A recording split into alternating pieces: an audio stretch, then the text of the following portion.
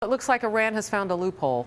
This is what Israel and others had been warned about all around the world. Iran finding a way to keep moving forward with its nuclear program. Stay close. Iran is moving forward with its nuclear program in a big way, according to the official in charge of the whole operation. And this is according to state TV. Iran's nuclear chief, seen here, says his country is developing new centrifuges to enrich uranium.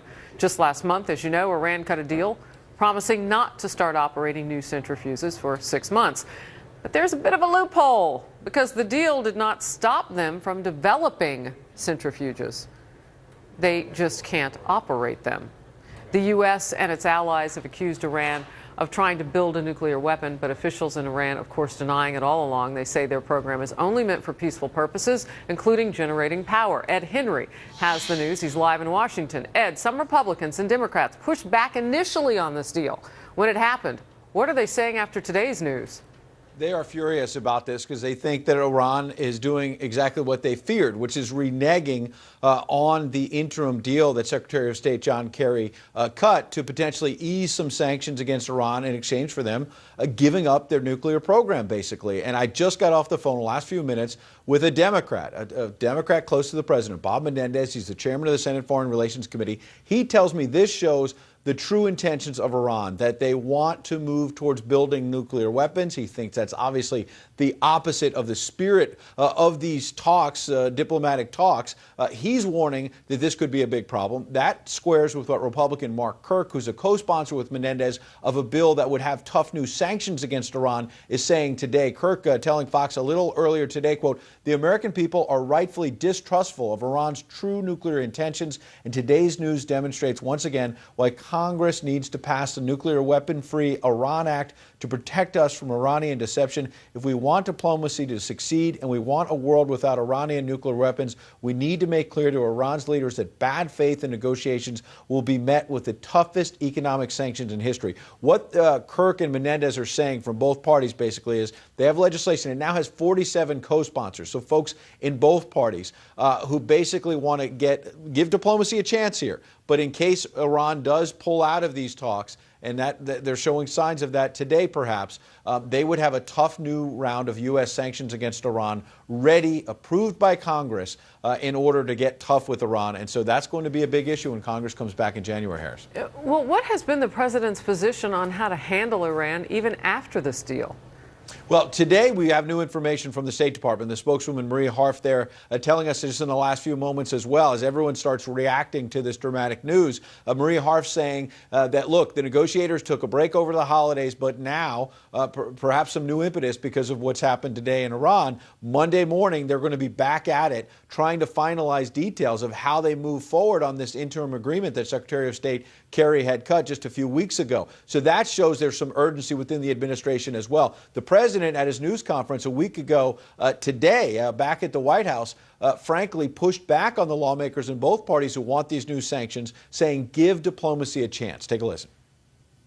I'm keeping all options on the table, but if I can do it diplomatically, that's how we should do it. And I would think that would be the preference of everybody up on Capitol Hill, because that sure is the preference of the American people. But the American people are also suggesting in the latest Fox News polling that they're very skeptical of Iran. They're skeptical as well as whether the president's been tough enough on them. We asked directly the president's approach on Iran. 68% now saying not tough enough, 12% saying about right, 5% saying the president's been too tough on Iran. Significant because if you look at the other column, that's pretty similar to what our polling showed back in September of 2009 before these more recent sanctions against Iran. So the public hasn't really moved. The public is very skeptical both of Iran's true intentions here with nuclear weapons, and they're also frankly skeptical as to whether the president is being tough enough on them, Harris. Wow, I got to tell you, is this a case of you have to sign a deal with Iran to find out what's in it? As we learn more, Ed Henry, thank you very much. Let's bring in you too, John Bussey. He is the assistant managing editor of the Wall Street Journal, and I do not mean to be flip when I say that. The president is a constitutional attorney. Did the White House miss the language about the centrifuges in this, or was this part of the plan? No, I think, look, you're dealing with Iran, which has the intent of developing a nuclear weapon. The administration knows that. It's trying to find a way to negotiate them to at least a pause so that perhaps they can get a longer-term agreement with Iran that would allow them to repatriate some of the money that's been frozen overseas, that's been damaging the economy in Iran, in exchange for some longer-term agreement. So what did we hear today? We heard Iran kind of playing both sides of the fence, saying to conservatives in their own country who are against this deal with the European Union and with the United States, oh, we're going to develop a new generation of centrifuges. We're not going to implement them, but we're going to develop them. So that's good news for the conservatives.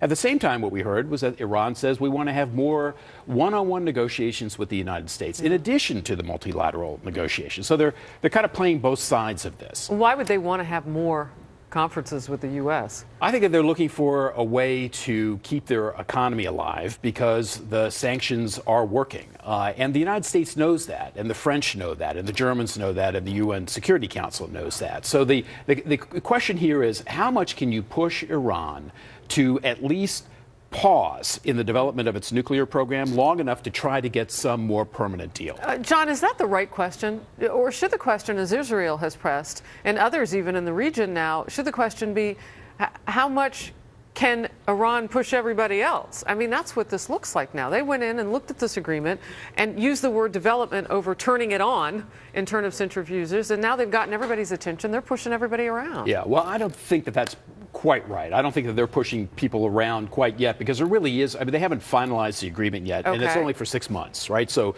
it's only meant to kind of create an interregnum for a longer-term deal. There may not be a longer-term deal. The U.S. may decide at the end of this that, look, you know, not worth it. Yeah, it's not worth it. We allowed some of the money to get back to Iran that's been frozen abroad.